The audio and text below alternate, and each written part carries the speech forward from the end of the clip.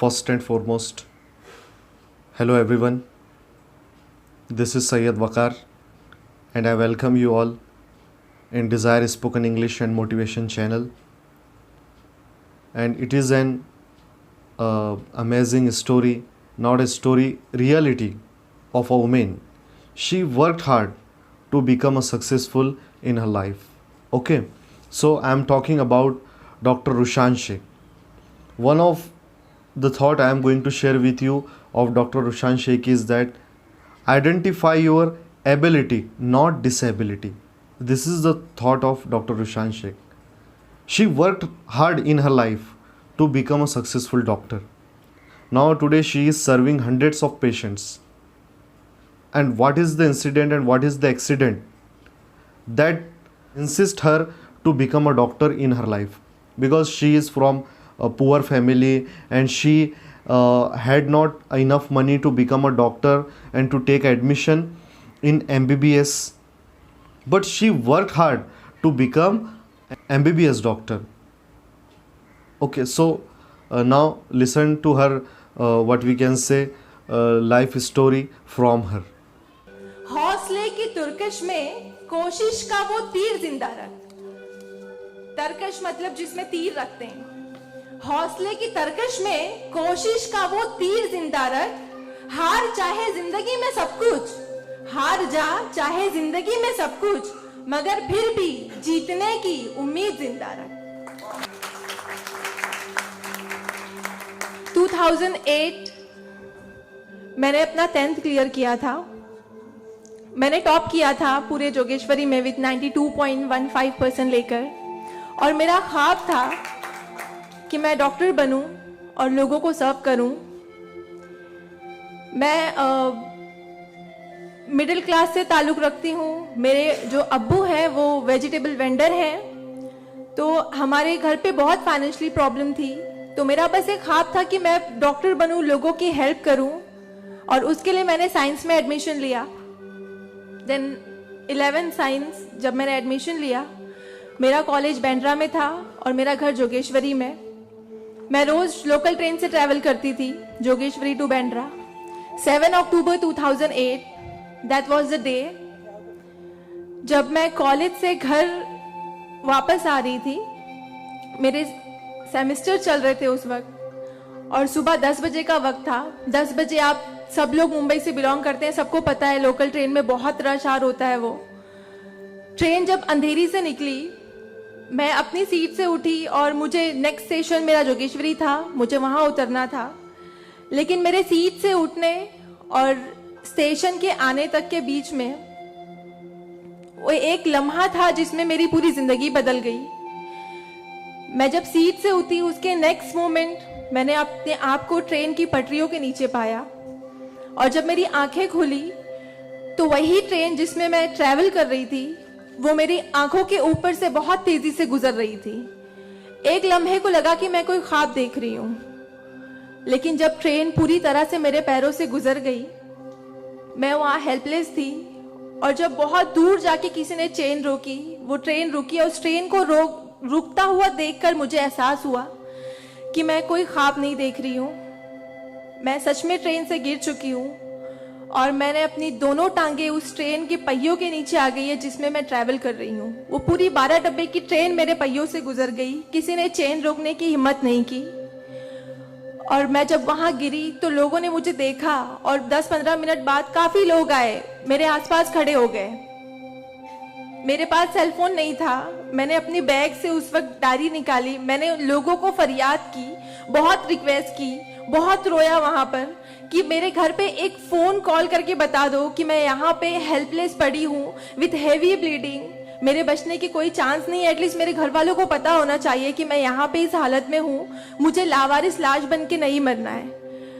But उस वक्त मैं यही कहूंगी कि अल्लाह ताला की मसलहत थी। अल्लाह ताला उस वक्त जो मेरी तकदीर में था, किसी ने मेरी हेल्प नहीं की, और मैं वहाँ पे 30 मिनट ऑलमोस्ट मैं ट्रैक पर विथ हैवी ब्लीड, मेरे दोनों पैर ट्रेन के पहियों के नीचे आ गए थे। मैं उसी हालत में पड़ी रही और मैं कॉन्शियस थी। मैं बस लोगों के सामने रो रही थी कि मुझे कोई पानी पिला दो, कोई घर वालों को कॉल कर दो, लेकिन किसी ने हेल्प नहीं की। And after 30 minute I got railway help. Then मुझे गवर्नमेंट हॉस्पिटल लेकर जाते हैं, वहाँ पर भी कुछ ओटी स्ट्राइक होता है, मुझे फौरी ट्रीटमेंट नहीं मिलता है। एंड देन मेरा एक्सीडेंट सुबह 11 बजे होता है और मुझे 6 बजे जब मेरी फैमिली प्राइवेट हॉस्पिटल लेकर जाती है, then I got a treatment. And उसके बाद 16 साल की थी मैं जब मेरे साथ ये एक्सीडेंट हुआ। आप समझ सकते हैं 16 साल की उम्र में 1 मिनट में मेरे 2 पैर कट गए थे, मैं डिसेबल हो गई थी, मैं हेल्पलेस हो गई थी, मैं खुद से उठ नहीं पा रही थी, ना बैठ पा रही थी, ना एक तरफ से दूसरी जगह मूव हो पा रही थी। मैं मेंटली डिसेबल हो गई थी, फिजिकली डिसेबल हो गई थी और फाइनेंशियली कंडीशन भी काफ़ी वीक थी। वो सारी चीज़ें मेरे दिमाग में चल रही थी और जब लोग मुझे देखने आते थे तो कुछ लोग हमदर्दी में नेगेटिव कमेंट्स भी करते थे कि 16 साल की बच्ची है, 2 पैर खो दिए हैं, सारी जिंदगी माँ बाप के ऊपर बोझ रहेगी, ये जिंदा क्यों है, इससे अच्छा ये मर जाती। ये सारी बातें लोग आके जब मेरे सामने करते तो मेरे जहन में वो सारी बातें चलती कि सीरियसली मुझे अल्लाह ने जिंदा क्यों रखा। जब मुझसे दोनों पैर ही लेने थे 16 साल की उम्र में, मैं खुद से मूव नहीं कर सकती हूँ, मेरी मम्मी को इतना सब कुछ झेलना पड़ रहा है। जिस उम्र में मुझे अम्मी की हेल्प करनी चाहिए उस उम्र में वापस से मम्मी मुझे गोद में उठाकर लेकर जा रही हैं, वापस से मेरी खिदमतें कर रही हैं। तो मेरी जिंदगी का मकसद क्या है? मुझे दोबारा जिंदगी क्यों दी अल्लाह ने? मैं बहुत शिकायतें करती थी अल्लाह से, मैं बहुत रोती थी, लेकिन उस मुश्किल वक्त में मेरे कॉलेज, मेरे स्कूल टीचर्स और बहुत से ऐसे नेक बंदे भी थे जिन्होंने मुझे हौसला दिया। उनमें सबसे पहले मेरी फैमिली आती है, मेरी बड़ी सिस्टर की फैमिली आती है। मेरी मम्मी ने मुझे एक जुमला कहा जो जिंदगी भर और मैं हर फंक्शन में बोलती हूँ, वो कि बेटा तुम रो मत, तुम्हारे साथ आज जो ये हादसा हुआ है, अल्लाह ने तुमसे सिर्फ 2 पैर लिए हैं, तुम्हारे पास तुम्हारा दिमाग है, तुम इतनी फास्ट ट्रेन से गिरी हो, तुम्हारे सर पे चोट लग सकती थी, तुम्हारी जान जा सकती थी, लेकिन अल्लाह ने सिर्फ तुमसे 2 मामूली पैर लिए हैं। क्या पता फ्यूचर में तुम्हारे लिए बहुत कुछ रखा हो।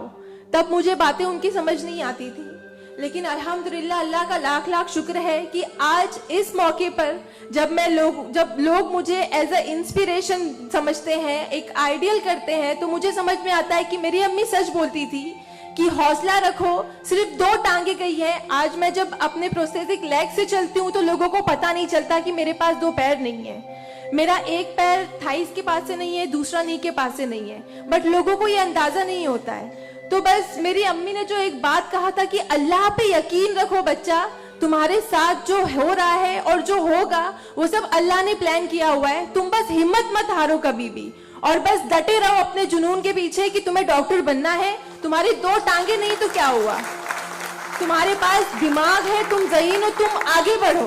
और क्या पता तुम आगे लोगों को आइडियलाइज कर, लोग तुम्हें आइडियलाइज करें इस चीज को लेके। मेरे डॉक्टर संजय कंधारिया, ऑर्थोपेडिक सर्जन, उन्होंने सबसे ज्यादा सपोर्ट किया इस बात को लेकर कि तू डॉक्टर बन। मैंने अपनी जीने की उम्मीद छोड़ दी थी, डॉक्टर बनने की उम्मीद छोड़ दी थी, लेकिन जब उन्होंने मुझे बताया कि तुम डॉक्टर बन सकती हो, तुम बनो, देन मैंने प्रिपरेशन स्टार्ट की। सीईटी कॉमन एंट्रेंस टेस्ट होता है to getting admission in medical college, मैंने वो क्रैक किया। I got 3rd rank all over Maharashtra in PH Kota.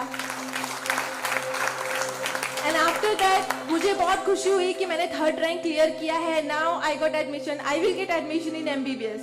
But वहाँ पर भी एक प्रॉब्लम थी मेरे लिए कि मुझे डिसेबल परसेंटेज 89% डिसेबल हूँ मैं, और मेडिकल में एडमिशन के लिए 40 to 70 there is a criteria to get admission for MBBS. मैं मोर देन 70% डिसेबल हूँ, ये कहकर मुझे उन्होंने डिनाई किया कि आप एलिजिबल नहीं हो, आप एमबीबीएस में एडमिशन नहीं ले सकते हो, आप डॉक्टर नहीं बन सकते हो। तो उस बात को लेकर मैं बहुत डिप्रेस हो गई। देन मैंने वापस अपने डॉक्टर से हेल्प मांगी, उन्होंने मुझे एक मशवरा दिया कि आप हाईकोर्ट जाओ, बॉम्बे हाईकोर्ट। और जिस बात के लिए एक नॉर्मल स्टूडेंट को सिर्फ पढ़ाई करनी होती है, अच्छा रैंक लाना होता है, मुझे उस चीज के लिए मैंने वो किया, लेकिन उसके बाद भी मुझे बॉम्बे हाईकोर्ट जाना पड़ा। एंड मैं गई, मैंने अब हार नहीं मानी और मैं गई बिकॉज वो मेरा हक था, मुझे डॉक्टर बनना था। और जब मैंने वापस अपनी नॉर्मल जिंदगी स्टार्ट की अपने प्रोस्थेटिक लेग से, मैंने आना जाना शुरू किया, अकेले ट्रेन ट्रैवल करना शुरू किया, देन मैंने रियलाइज किया कि मेरे अंदर कोई कमी नहीं है, मैं एक नॉर्मल लड़की हूँ, मेरे पास पैर नहीं तो क्या हुआ, मैं लोगों को सर्व कर सकती हूँ, मेरे अंदर पैशन है डॉक्टर बनने का। तो मैंने वो बस अल्लाह पे यकीन रखा और मैंने ये सोचा कि अगर अल्लाह ने मेरी किस्मत में रखा है डॉक्टर बनना तो मैं जरूर कोर्ट में फाइट करूंगी। एंड देन मैं बॉम्बे हाई कोर्ट गई इन 2011 और वहां पे मेरा केस डॉक्टर मोहित शाह, चीफ जस्टिस मोहित शाह ने देखा, उन्होंने मुझे ऑब्जर्व किया, मेरे प्रीवियस स्टडी रिकॉर्ड्स देखे, वो सारी चीजें देख के और उन्होंने जब मेरा पैशन देखा डॉक्टर बनने का, सर्व करने का, देन उन्होंने मेरे फेवर में फैसला दिया। एंड 2011 अल्लाह का लाख लाख शुक्र है कि मुझे इंडिया के टॉप मोस्ट कॉलेज में एडमिशन मिला, which is Seth GS medical college and KM hospital. Then 2011 में मैंने अपना एमबीबीएस में एडमिशन लिया।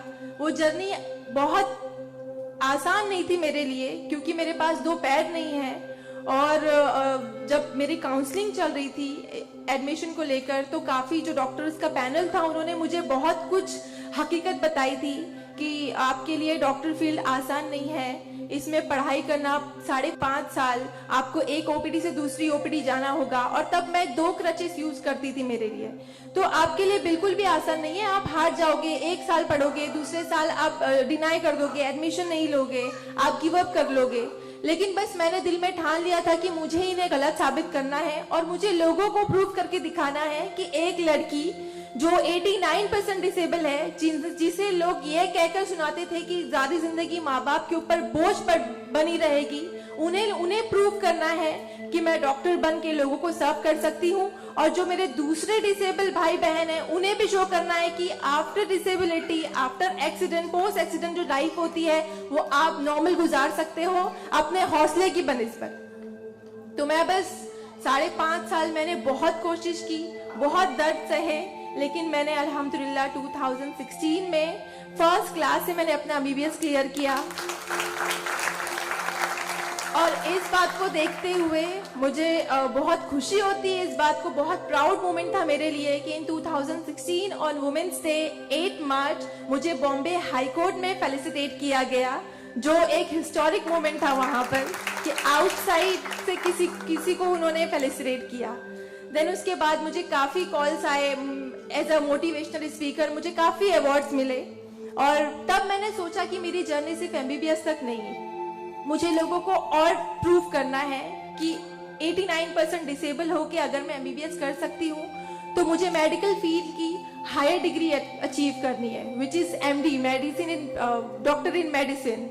देन मैंने उसके लिए भी कॉमन एंट्रेंस टेस्ट दिया and again I got third rank in all over Maharashtra.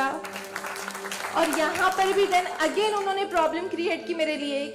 After completing my MBBS with flying colours, उन्होंने वापस मेरा मेडिकल एडमिशन डिनाई किया कि आप नहीं कर सकते हो because you are 89% disable. Then मुझे एक बहुत हम्बल इंसान मिले, member of parliament Kirit Somaiya sir, उन्होंने फौरन से मेरी एप्लीकेशन सेंट्रल हेल्थ मिनिस्टर के पास लेकर गए और वहां से विद इन 2 days ये जो क्राइटेरिया है 40 to 70% डिसेबिलिटी का मेडिकल में एडमिशन के लिए, this is a 20 years old clause, और विद इन 2 days ये क्लॉज चेंज करवाया उन्होंने बिकॉज ऑफ माई एप्लीकेशन। वो क्लॉज चेंज होके बस ये है कि मिनिमम 40% क्राइटेरिया है और मोर देन 70% जो भी डिसेबल हैगा they will get admission in medical field. तो मेरी जो जर्नी थी यहाँ तक की, और उसके बाद मैंने रिसेंटली 2019 में मैंने एमडी में एडमिशन लिया और with same college Seth GS medical college in KM hospital, और मैं अभी रिसेंटली फर्स्ट ईयर रेसिडेंट हूँ एमडी पैथोलॉजी में। मेरी जो यहाँ तक की जर्नी है मैंने बहुत अच्छे से तो नहीं बताया आपको, लेकिन बहुत सारी बातें मिस है इसमें बिकॉज मेरे पास टाइम नहीं है, आप लोगों को भी लेट हो रहा है। लेकिन ये सारी जो मेरी जर्नी है ये सब बताने का मकसद यही है आप लोगों को कि जिंदगी में देखो चाहे कुछ भी प्रॉब्लम आए, बिकॉज मेरी लाइफ में मुझे लगता है कि सारी प्रॉब्लम्स थी, फाइनेंशियल प्रॉब्लम्स थी, फिजिकल प्रॉब्लम थी, मेंटल प्रॉब्लम थी, ये सारे ऑड्स थे मेरी लाइफ में, लेकिन मैंने बस 2 चीजें ध्यान में रखी। एक तो मेरी अम्मी की बात कि अल्लाह पर यकीन रखो, अल्लाह अपने बंदों से 70 माओं से ज्यादा प्यार करता है। एक माँ हमारी छोटे से दर्द को बर्दाश्त नहीं कर सकती, वो तो 70 माओं से ज्यादा प्यार करता है, तो हमें दर्द में कैसे रख सकता है वो। तो उसने जरूर कुछ अच्छा रखा है हमारे लिए। अगर छोटी सी प्रॉब्लम आई जिंदगी में तो उससे हार नहीं मानो, उससे लड़ना सीखो, हमेशा अपना हौसला जिंदा रखो। बिकॉज आपके पास अगर हौसला है तो आपकी लिए जिंदगी जीने की उमंग रहेगी। बिकॉज बगैर हौसले के कोई जिंदगी नहीं जी सकता। तो आप लोग प्लीज, अगर छोटी से छोटी प्रॉब्लम भी आए, कोई भी परेशानी आए, आप लोग लड़ना सीखिए और जिंदगी जीना सीखिए। बिकॉज मेरे एक्सीडेंट के बाद मुझे लगा मैं इतनी सारी कोशिशें नहीं करती तो मैं आज यहाँ पर खड़ी होके एज अ डॉक्टर आप लोगों से इंटरेक्ट नहीं हो रही होती। तो बस कभी भी हार मत मानिए